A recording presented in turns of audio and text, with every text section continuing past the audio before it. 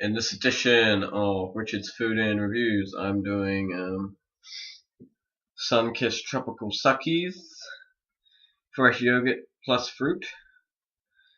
If you look on the packet here, there's a rabbit that says hula, so expecting good things from this.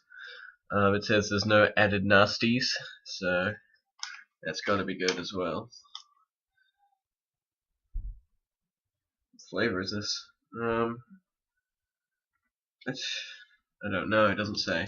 But this is a probiotic yogurt thing in a sack.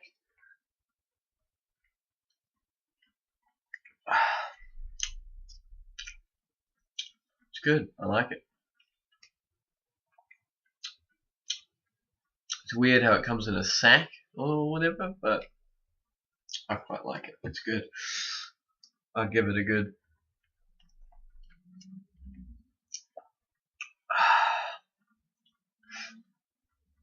3 sacks out of 5.